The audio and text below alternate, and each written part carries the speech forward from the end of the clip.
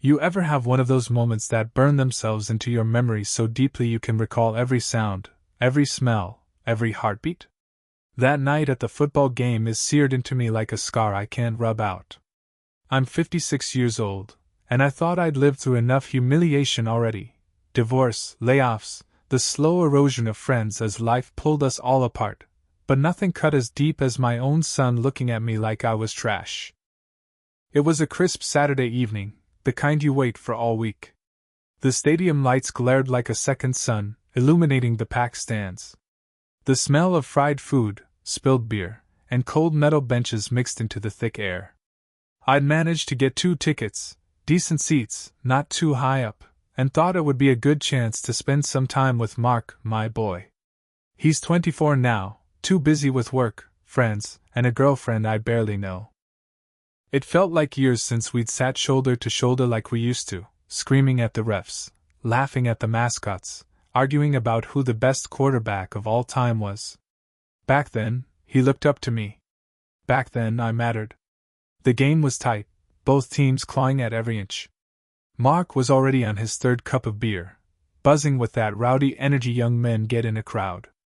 His friends sat a few rows down, occasionally shouting something crude in our direction. I noticed Mark kept glancing their way, like he wanted to be with them instead of next to me.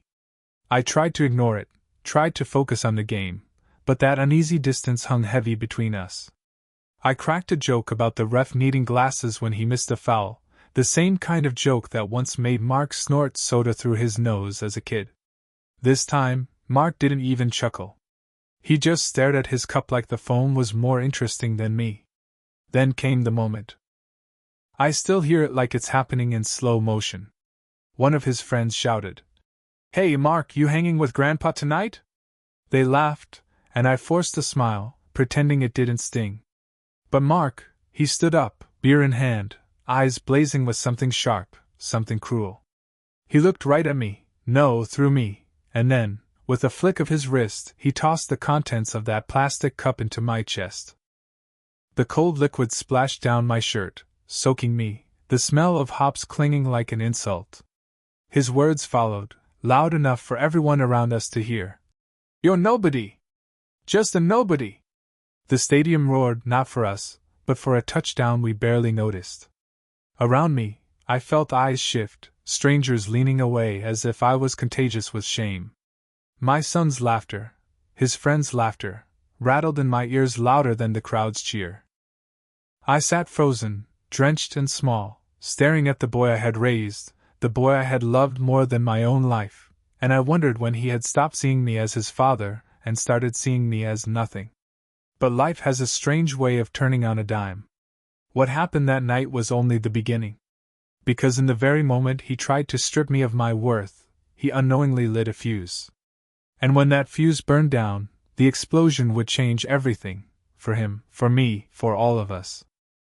I never thought the ugliest moment of my life would come under stadium lights, with the sound of cheering fans and the smell of popcorn and cheap beer in the air.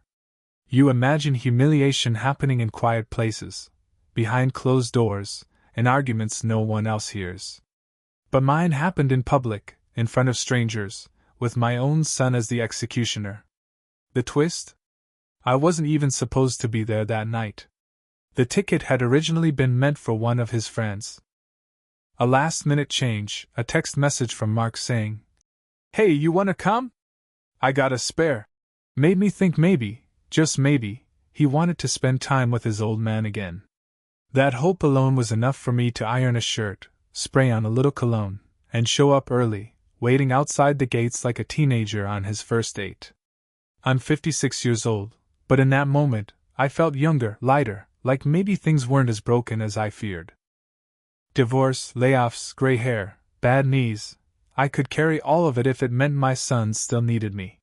Fathers don't say it out loud, but our worth often hangs on the smallest gestures from our kids. A phone call, a thank you, a game invitation. I carried that ticket in my pocket like it was proof I hadn't been forgotten. The stadium was electric that night. The kind of electricity you can almost taste, buzzing in your teeth, humming through the crowd as thousands of voices rose in unison. Fans stomped on metal bleachers, spilled nachos, waved banners. I found our seats, good ones, lower middle rows, close enough to see the sweat on the players' helmets, and waited with the nervous energy of someone about to meet his own child again after years of absence, even though it had only been weeks. Mark arrived 10 minutes late, wearing his team's jersey and a grin that didn't quite reach his eyes.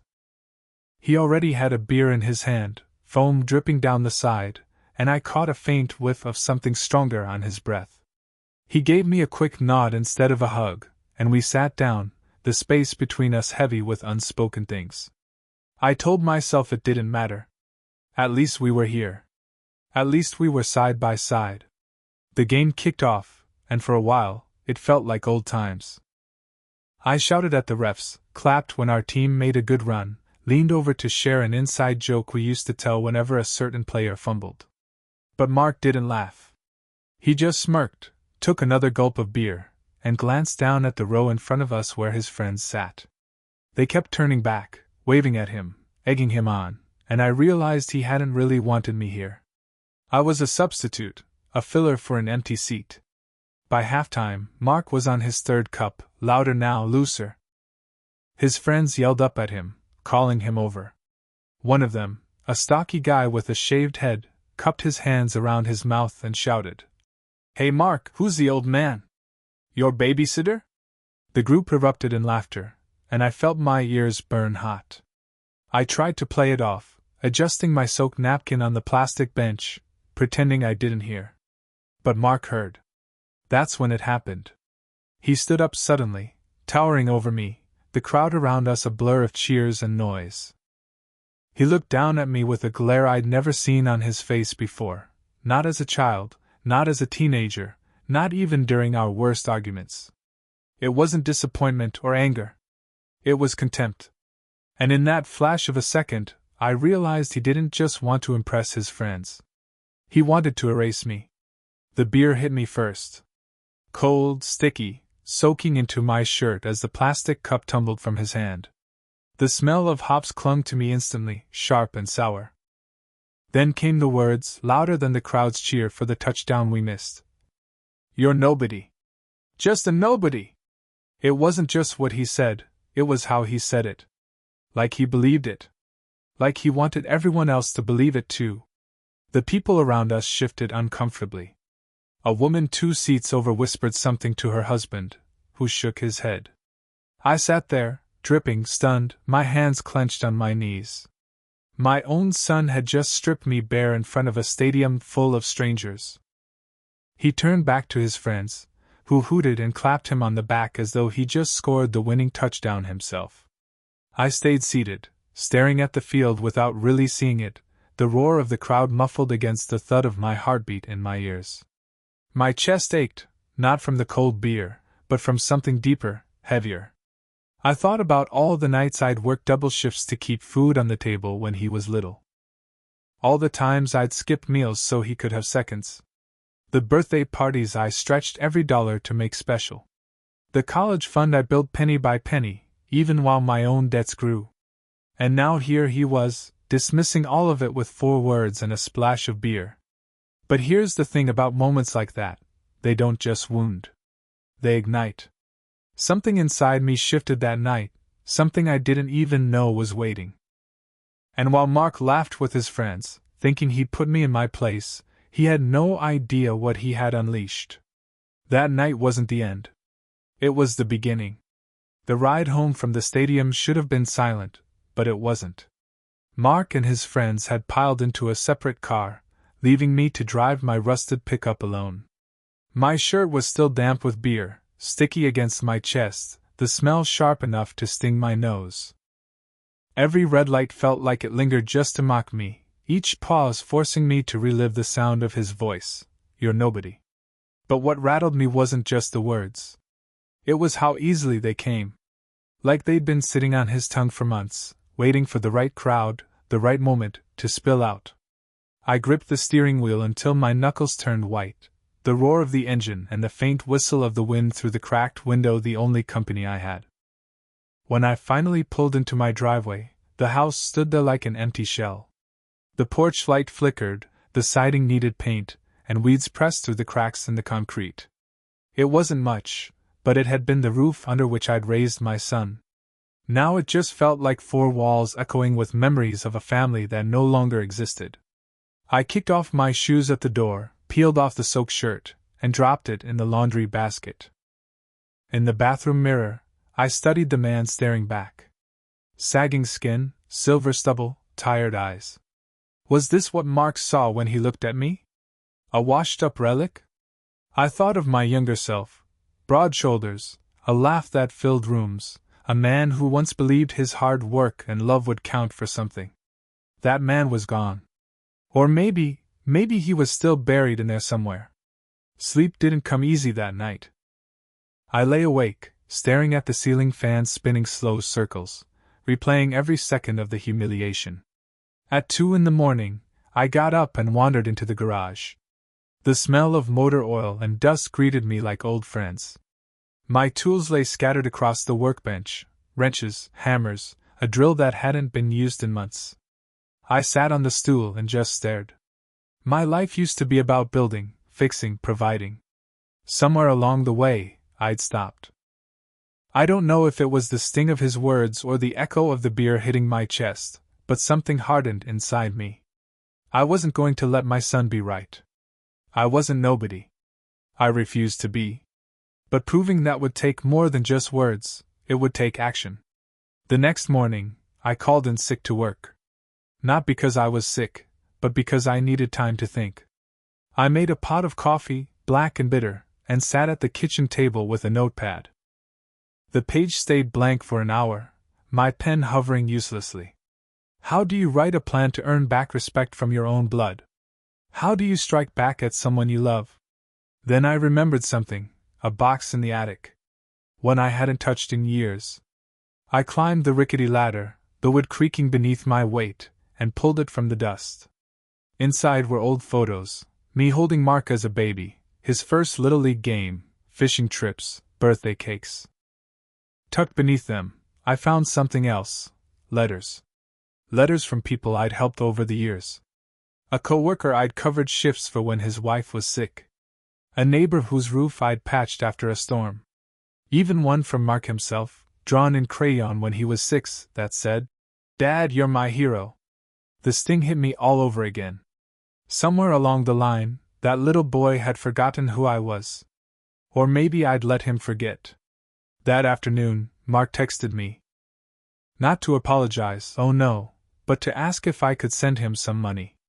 "Just a couple $100, Dad," he wrote. "Short on rent this month." My hands shook as I read it. The nerve of him, after what he'd done. I almost sent back a single word, no. But instead I typed, "We need to talk. Tomorrow. My house." I didn't know exactly what I was going to say. All I knew was this: I wasn't going to be his punching bag anymore. I wasn't going to let him define me as a nobody. If he wanted to see who I really was, then he was about to. And when he showed up the next day, hungover and half smirking like nothing had happened, that's when the fuse he'd lit at the stadium burned just a little shorter. Because that meeting didn't go the way he expected. Not even close. The morning Mark was supposed to come over, I woke before the sun. Sleep had been restless again. Every creak in the house, every passing car outside kept dragging me back to that stadium moment. The words, "You're nobody," echoed in my head like a chant. But today, I told myself, things were going to shift. I brewed coffee and let the bitter steam fill the kitchen while I set the table. 2 mugs, a plate of toast, and a jar of strawberry jam. It was ridiculous, maybe even pathetic, but some part of me hoped the familiarity of breakfast might soften whatever storm was about to hit. Fathers do that, we prepare, we cling to rituals, even when we know they won't save us. By 9, I heard the crunch of tires on my gravel driveway. Mark's beat-up sedan pulled up crooked, as if parking straight was too much effort. He stepped out, wearing the same hoodie from last night, eyes puffy and hair messy. He looked older than 24 in that moment, and yet younger too, like a boy still stumbling around in the world.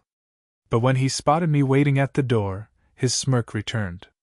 "Morning, Dad," he said casually, like the beer and the insult had never happened. I let him in without a word, motioning toward the table. He plopped down, grabbed a piece of toast without asking, and smeared jam across it with his thumb. My jaw tightened, but I forced myself to sit across from him. "So," I began slowly, "you needed money." He shrugged, mouth full. "Yeah. Rent's due. Girlfriend's been out of work. Just need a couple $100. You know I'll pay you back." The ease with which he said it made me sick. As though my wallet existed to cushion his recklessness. As though my pride wasn't already in tatters. I leaned forward, my voice low. "Mark, about the game," he groaned, rolling his eyes. "Oh God, Dad. Are we really doing this? You're still upset about that? It was just a joke." "A joke?" My fists clenched against the table. "You humiliated me in front of hundreds of people. You threw beer on me. You called me a nobody." He chuckled bitterly. "You're taking it too seriously. Everyone was laughing. It's not a big deal." "Not a big deal?" My voice cracked louder than I meant. "I worked myself to the bone for you, your whole life. Every choice I made was to give you a better one. And you stood there and told the world I was nothing." Mark finally looked at me, really looked. And for a brief second I saw something flicker in his eyes, guilt, maybe, or recognition. But it vanished as quickly as it came. "You're overreacting," he muttered. "Look, if you don't want to help me with rent, fine. But don't make this about you." That was the moment. The tipping point. My chest pounded with something I hadn't felt in years. Rage, yes, but also clarity. He didn't respect me because I'd let him take piece after piece until nothing was left.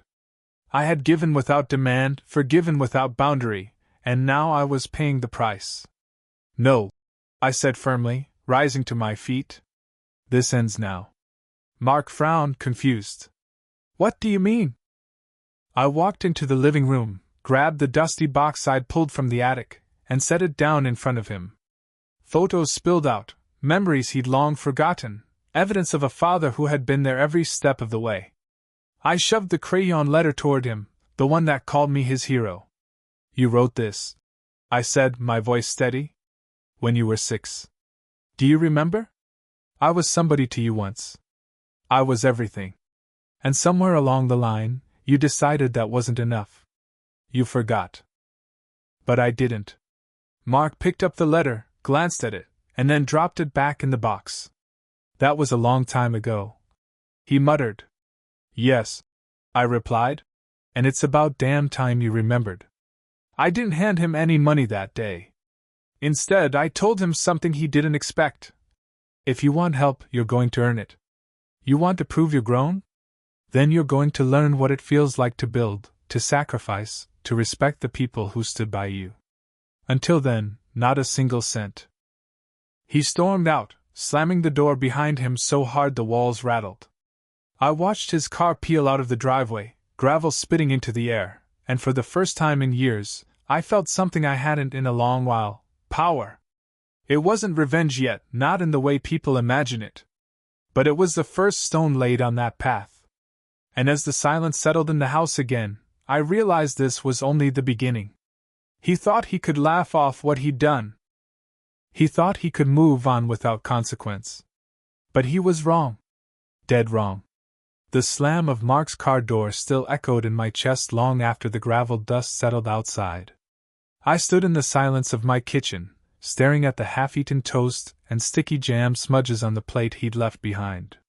It was more than crumbs. He left behind proof of his carelessness, the same way he'd left behind respect. But I didn't clear the table. I sat down instead, staring at those stains like they were a message. My boy had walked out on me not just physically, but morally years ago. That stadium moment wasn't an accident, it was the mask finally ripped off. And for the first time in a long while, I stopped feeling like a victim. I spent the rest of that day pacing. My old knees complained, but I couldn't sit still. Thoughts kept circling. How many times had I let him borrow money without a second question? How many times had I swallowed his sharp words just to keep the peace? The count stretched back years. That night at the game had been a performance, yes, but the truth was, I'd been training him to treat me like that all along. By giving too much, I had shown him I was easy to discard. But no more. The next morning, I went to work like usual, but the factory felt different. The grind of machines, the stink of grease, the shouting foreman, it all seemed muted compared to the roar in my head. For years I'd kept my head down, clocked in, clocked out, paycheck to paycheck. Steady, people called me. But steady had become invisible. And invisible is what my son now believed I was. During lunch, instead of eating in the break room, I walked down to the small credit union by the corner. My savings weren't much, but they were something. I sat across from the teller, a young woman with bright eyes, and I asked about investment accounts, bonds, anything that could turn a trickle into a stream. She explained options, numbers, timelines, and for the first time in years, I leaned forward with interest. Not for me, not really. But for something bigger, proof. Proof that I was more than Mark's walking wallet. On the way home, I stopped by the library. My hands brushed over books I hadn't touched in decades. Finance, small business, even memoirs of men who'd built empires from nothing. I checked out a stack that nearly toppled from my arms. The librarian gave me a look, half amused, half curious, but I only smiled. Let her wonder. That night, I sat in the garage again, the bare bulb buzzing overhead. I spread the books across my workbench, cleared away the rusted tools, and started reading. Page after page, story after story, men who had been cast aside, doubted, ridiculed, men who had built their legacies when no one believed in them. My fingers smudged with ink from scribbled notes. My mind hummed like those stadium lights that had mocked me. It wasn't about money alone. It was about respect. About taking back control of my story. 2 weeks passed. Mark didn't call. Didn't text. I heard from a neighbor that he was crashing at his buddy's place, the same guy who'd laughed loudest at the stadium. I imagined him drinking, laughing, shrugging me off as the old man who'd finally snapped. He thought he'd broken me. Instead, he'd sharpened me. By the end of the month, I had moved a portion of my savings into a bond account. I signed up for a night class at the community college, business management, of all things. I showed up with kids half my age, notebooks open, pencils ready, and I listened. Every word felt like a stone laid on the foundation of something new. But it wasn't just about building myself up. The thought of revenge was always there, coiled tight like a snake in my chest. Not revenge in the way of fists or shouting, that would have been too easy, too small. No, what I wanted was bigger. I wanted my son to see me rise from the ashes he'd tossed me into. I wanted him to choke on his own words when he realized that the nobody he dismissed was building something he couldn't ignore. Late one evening, after class, I found myself back in the garage with that old box again. I flipped through the photos, the letters, the memories. This time, I wasn't looking for comfort. I was looking for clarity. What had I taught my son? What had I failed to teach him? Respect. Gratitude. Humility. Somewhere along the way, those lessons had slipped. But I wasn't finished teaching. I took out a fresh notebook and wrote 3 words at the top of the first page. Prove him wrong. Every plan, every step I wrote from then on circled back to those words.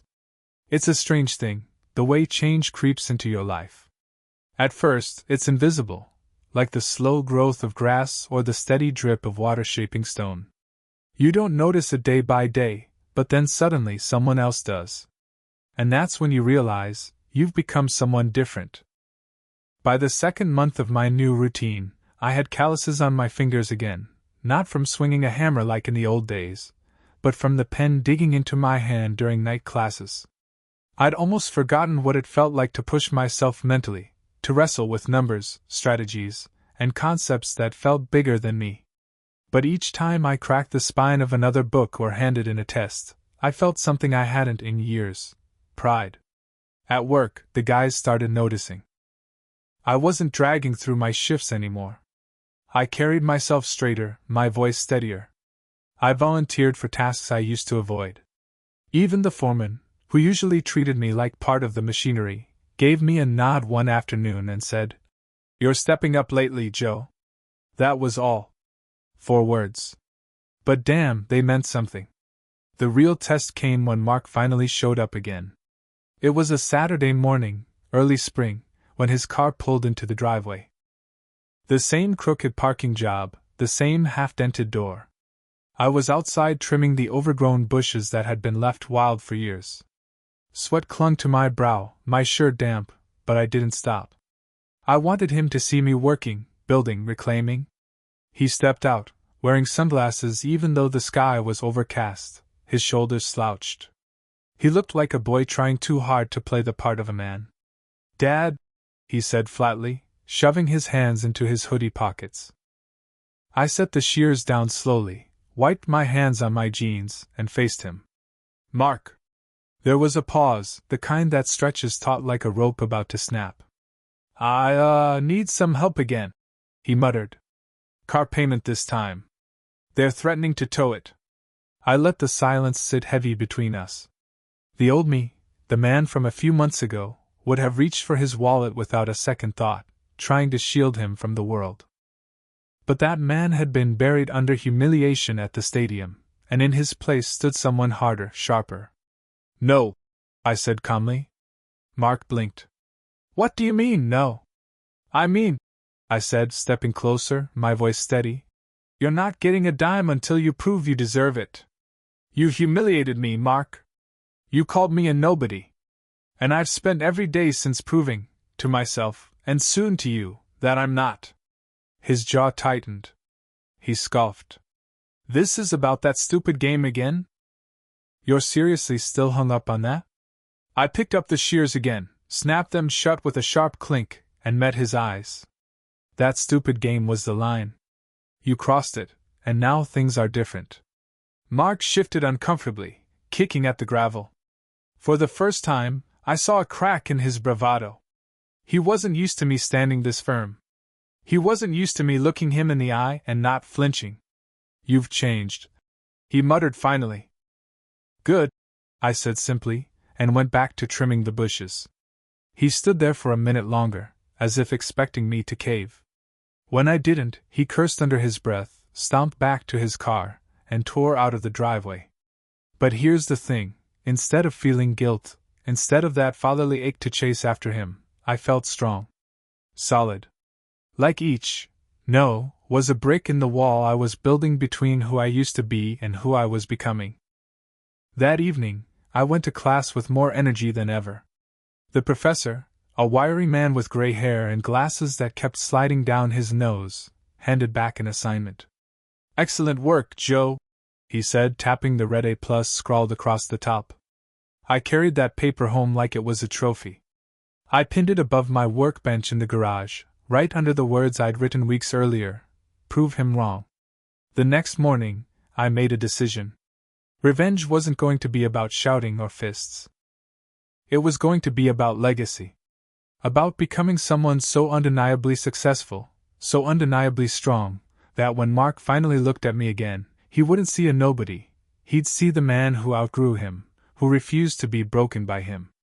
I didn't know it yet, but the first cracks in his arrogance had already begun to show. And soon, life was going to push him back into my world in a way either of us expected. They say pride comes before the fall, but with Mark, pride was the air he breathed. For weeks after that morning in my driveway, I didn't hear a word from him. No texts, no calls. Not even the half-hearted, "Dad, you around?" that used to trickle in when he needed something. Silence. At first, I thought maybe I'd pushed him away for good. Some nights, I stared at the phone, thumb hovering over his name, wondering if I should reach out. But every time, I remembered the sting of beer dripping down my shirt, the sound of his voice, "You're nobody," and I put the phone back down. Instead, I focused on myself. My nights at the community college stretched into something more than classes. A few of the younger students started asking me questions, curious about my life, about the jobs I'd worked. One even said, "You should talk more, Joe. You've got stories worth hearing. For the first time in years, I felt like my voice carried weight. I also started going to the gym near my work. Nothing fancy, just rusty weights and old machines, but enough to remind my body it wasn't done yet. The first week, I couldn't lift half of what the kids around me were pressing. But by the end of the month, my arms felt solid again, my back straighter, my breath stronger. I caught my reflection in the mirror one evening, sweat dripping, muscles flexed, and thought, he wouldn't recognize me now. Then came the call. It was late, close to midnight, when my phone buzzed. The screen lit up with Mark's name. For a second, I almost let it go to voicemail. But something in my gut told me to answer. "Dad?" His voice cracked, thin and shaky. "What's wrong?" I asked, sitting up in bed. I need help." Those words were familiar, but this time they weren't wrapped in arrogance. They were raw. He explained quickly, words tumbling over each other. He'd lost his job. Rent was overdue. His girlfriend had left him. The car had finally been towed. And to top it all off, one of his so-called friends had kicked him out after a fight. He was stranded, broke, with nowhere to go. Part of me wanted to slam the door shut right there. You reap what you sow, I thought. But another part, the father still buried under all the scars, listened. "Where are you?" I asked. He gave me an address. A dingy corner of town, the kind of place where broken windows outnumber working ones. Against my better judgment, I grabbed my keys and drove. When I pulled up, the sight of him gutted me. He was sitting on the curb, hood pulled over his head, a plastic bag of clothes at his feet. He looked small. Not the cocky young man who had drenched me in beer and laughter at the stadium, but a lost boy. My boy. He slid into the passenger seat without a word. The smell of stale alcohol clung to him, mixed with sweat and cheap cologne. I didn't say anything either. We drove in silence until I pulled into my driveway. Inside, he collapsed onto the couch, burying his face in his hands. "I screwed up, Dad," he muttered. "I really screwed up." I wanted to believe those words. I wanted to believe this was the moment he saw me, saw himself, clearly. But I'd learned better. Words are easy. Change is hard. "You did screw up," I said firmly, standing over him. "And you're going to fix it. But not by using me like a crutch. Not anymore." He looked up, eyes red, voice trembling. "So what do I do?" I paused, staring at him. This was it, the opening. The moment I could either break the cycle or let it swallow us both. "You're going to work," I said. "Every day. You're going to pay your way, even if it's just pennies at first. And you're going to earn back my respect, inch by inch. Because right now, son, you don't have it." His face twisted, half in anger, half in desperation. But he didn't argue. Not this time. I handed him a blanket and turned off the light. As I walked to my room, I realized something. Revenge doesn't always come with fireworks. Sometimes it starts in the quietest moments, when the tables finally turn, and the one who mocked you now sits in your house, broken, asking for guidance. Mark had no idea. But that night, when he slept under my roof again, the balance of power had shifted for good. The next morning, I didn't let Mark sleep in. At dawn, I yanked the curtains open and let the gray light pour across his face. He groaned, pulling the blanket over his head like a child. "Up," I said firmly. "You've got work to do." He mumbled something about being tired, about needing rest. I ignored it. "You wanted my help? This is how it starts. No handouts. No freebies. You're under my roof, you follow my rules." He sat up slowly, eyes bloodshot, hair sticking up. "What kind of work? The kind that reminds you what responsibility feels like." I handed him a pair of old work gloves and pointed toward the yard. The bushes needed trimming, the gutters were clogged, the garage was a mess. Tasks I'd been putting off for months suddenly became his assignments. He grumbled, muttered curses under his breath, but he did them. By the end of the day, His hoodie was streaked with dirt, his hands blistered, his face flushed with sweat. And I'll admit it, I felt satisfaction watching him struggle. Not because I enjoyed his pain, but because it was the first time in years I'd seen him sweat for something other than his own amusement. That evening, as we sat at the table with bowls of stew, he barely lifted his spoon. "This is stupid," he muttered. "I should be looking for a job, not playing handyman for you." "You'll do both," I said calmly. "But first, you'll learn discipline. You called me a nobody, Mark. You tried to tear me down in front of the world. Now you'll build yourself back up, starting from the ground." He glared at me, spoon hovering. "This is revenge, isn't it?" I leaned forward, meeting his eyes. "Call it what you want. I call it teaching. Something I should have done a long time ago." He didn't respond. He ate in silence, staring at the table, shoulders tense. Over the next week, the routine stuck. I woke him at sunrise, handed him a list, and watched him cross tasks off one by one. Cleaning, repairs, even repainting the peeling fence out back. At first, he sulked, dragging his feet, sighing loudly. But slowly, almost reluctantly, I noticed a shift. His posture straightened. His hands grew calloused. And though he'd never admit it, I caught him staring at the finished fence one evening with a hint of pride in his eyes. Still, old habits die hard. On the 7th day, I came home from work to find him sprawled on the couch, TV blaring, beer bottle in hand. The sight froze me.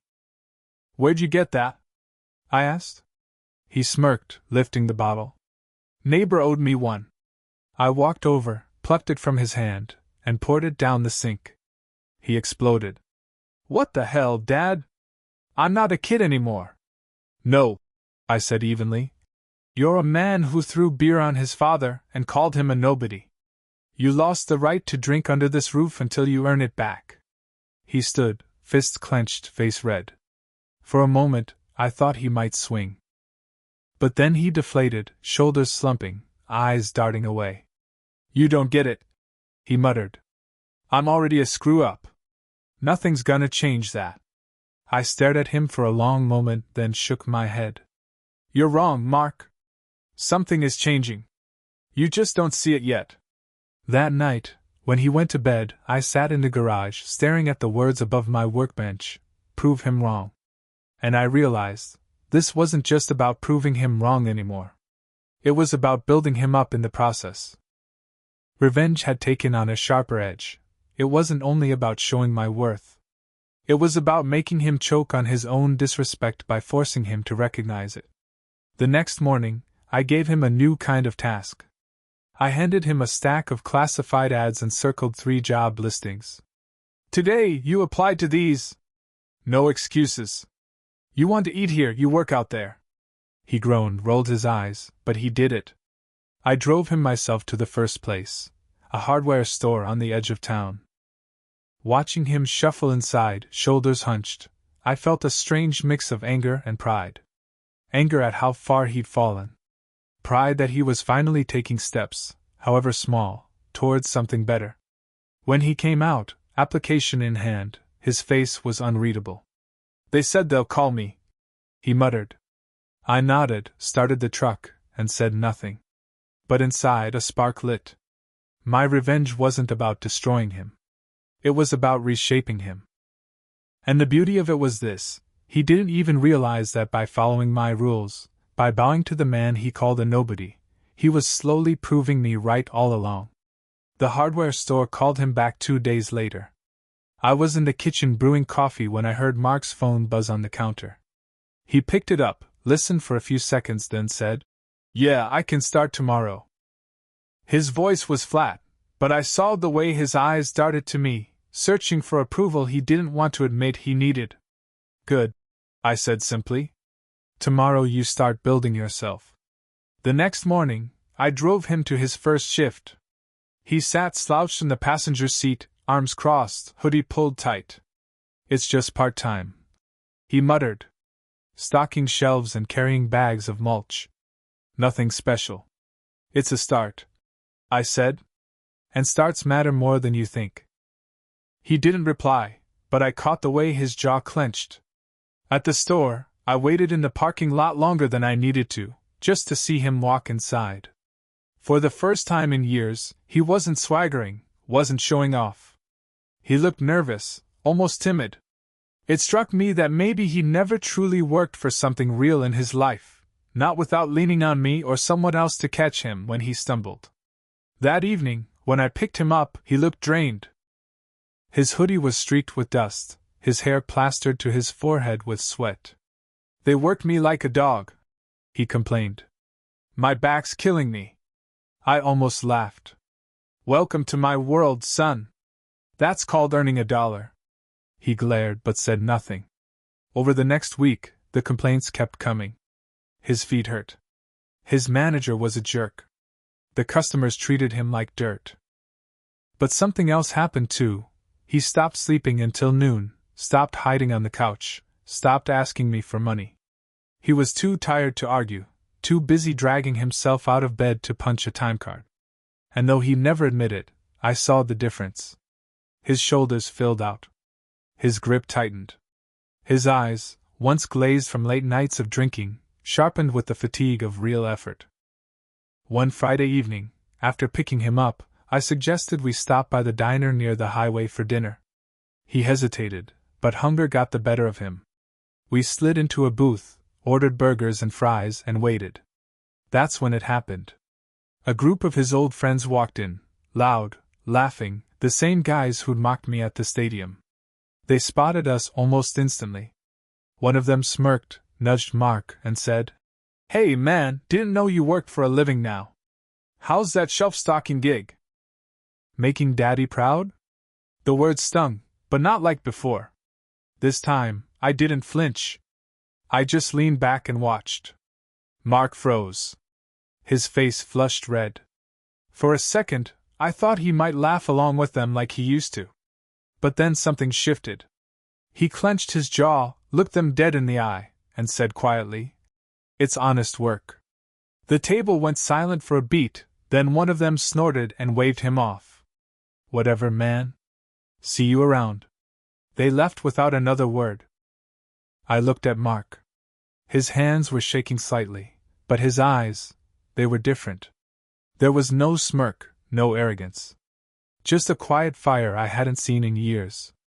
"That," I said softly, "was the first real thing you've said in a long time." He didn't reply, just stared at the ketchup bottle in front of him. But I could see it. A crack in the armor. A hint of the man he could be.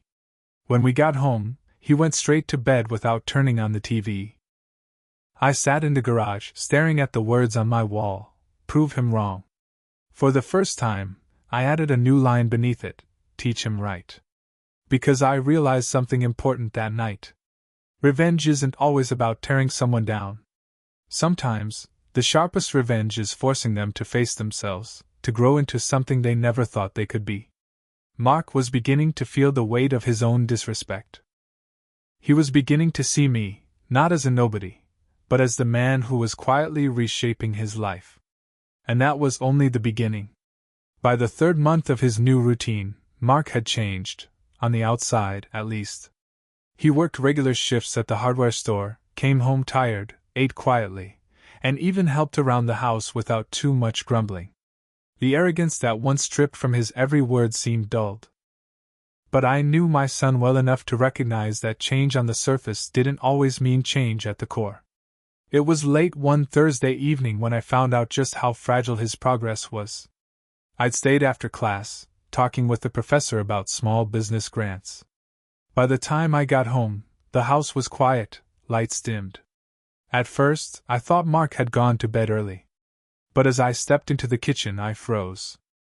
There he was, slumped over the table, an empty bottle of whiskey at his elbow.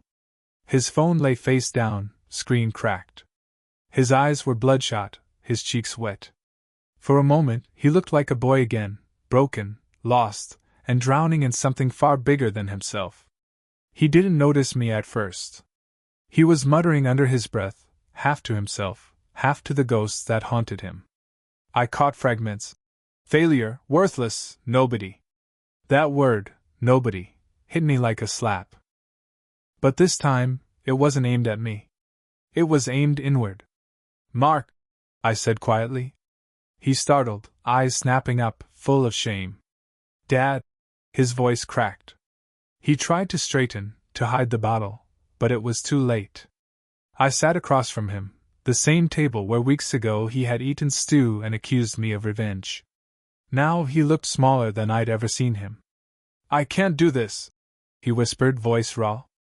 "I'm trying, but I'm still screwing everything up. My friends laugh at me. The job's killing me. And no matter what I do, I feel like you were right. I'm nothing." The irony of it all burned in my chest. The boy who once drenched me in beer and spat those words at me was now choking on them himself. "You're wrong," I said firmly. He laughed bitterly, wiping his face with the back of his hand. "No, I'm not. Look at me." He gestured at the empty bottle, the cracked phone, the mess he'd made. "I'm a screw-up. Always have been. Always will be." I leaned in, my voice sharp. "No. You're not nothing. But you've been acting like nothing. There's a difference." He blinked at me, confused. "Being nothing," I continued, "is giving up. It's deciding the world owes you, so you never fight for yourself. That's who you've been. But it's not who you have to be. You called me a nobody, Mark, but that night at the stadium? That was you projecting your own fear. You saw the man you were becoming, and you hated it. So you tried to dump it on me." His eyes widened. His mouth opened, but no words came. I stood, walked to the garage, and came back with the old box again. I set it down in front of him, flipped it open, and pulled out the crayon letter he'd written when he was 6. "This," I said, holding it up, "is who you used to be. You believed in me. You believed in yourself. Somewhere along the way, you buried that. Now it's your job to dig it back out." Tears welled in his eyes. He grabbed the letter with shaking hands, staring at the crooked handwriting, the faded crayon marks. "I don't know if I can," he whispered. "You can't," I said firmly. "But you have to decide. Because if you don't, Mark, if you keep spiraling like this, you won't just lose me. You'll lose yourself." The silence stretched, heavy and sharp. Then, slowly, he nodded. That night, I poured the rest of the whiskey down the drain while he watched. I made him clean the table, throw out the bottle, and set his phone aside. It was a small act, but it felt like something broke loose inside him. And for me? That was the sweetest revenge of all. Not yelling, not striking back. But watching the words he once used to cut me down now turn against him, forcing him to face the truth. Still, I knew the road wasn't over. Words and tears meant little without action. The real test was still ahead. And when it came, it would decide whether my son would rise, or drown. The final test came sooner than either of us expected. It was a Saturday morning when the knock rattled the front door. Mark was half asleep on the couch, still groggy from the night before, when I opened it. Standing there were 2 of his old friends, the same ones who jeered at me in the stadium, who'd laughed at him in the diner. Their grins were smug, their eyes sharp with mischief. "Hey, Mark," one of them called past me. "We're heading out to a party. Heard there'll be free booze, easy girls. You in?" I looked at my son. His body tensed, torn between the comfort of his old life and the fragile new ground he'd been building under my roof.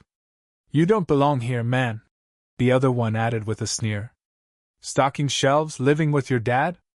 Come on. You're better than this. You're one of us." For a moment, I thought he'd cave. His eyes flickered, his hands twitched. But then, something changed. He stood, shoulders squared, and said words I never thought I'd hear from him. "No," he said firmly. "I'm not one of you anymore." The sneers faltered.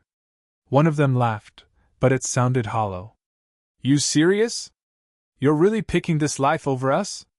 Mark's gaze shifted to me. For the first time in years, his eyes didn't carry contempt or shame, they carried respect. "Yeah," he said. Because at least this life is real. The friends cursed under their breath, spat a few more insults, then stormed off.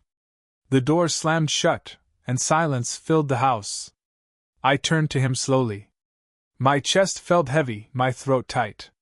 For weeks I'd been waiting for this moment, wondering if he'd finally see me, see himself, for who we were. And now it had come. You mean that? I asked quietly. He nodded. Yeah. I've been an idiot, Dad. I treated you like trash, and I don't know why you didn't give up on me. You should've. But you didn't. And I see that now. Tears pricked the corners of my eyes, but I held them back. I wanted to savor this moment with a clear head. You called me a nobody, I said slowly. You threw beer on me in front of the world. And I'll admit, those words broke something in me that night. But you know what the difference is between then and now? He swallowed hard. What? I leaned closer, my voice steady, sharp as a blade. Now you're the one proving I was never a nobody. You are. Every time you work, every time you face yourself, you're showing the world exactly who your father is. And that's my revenge, son. Not against you, but against the man you used to be. His lips trembled. For once, he didn't have a comeback, didn't have a smirk. He just nodded, eyes wet, and whispered, I'm sorry, Dad. The words sank into me like medicine. Not perfect. Not enough to erase the past. But enough to start a new chapter. Over the weeks that followed, Mark kept his job. He started saving. He even enrolled in evening classes at the same community college I attended, sitting 2 rows behind me, listening, scribbling notes. Some nights we'd walk out together, books under our arms, talking not as father and child but as men, side by side. And every time I saw him push himself, every time I saw him choosing responsibility over recklessness, I felt the sting of that night in the stadium ease just a little more. Revenge, I learned, doesn't always come in fire and fury. Sometimes, the sweetest revenge is transformation. Watching the man who once humiliated you turn into someone who carries your lessons forward, someone who finally respects you, not because you demanded it, but because you earned it twice over. I was 56 when my son tried to erase me with 4 words. I'll be damned if I ever let anyone do that again. Because I'm not a nobody. I never was. And now, finally, my son knows it too.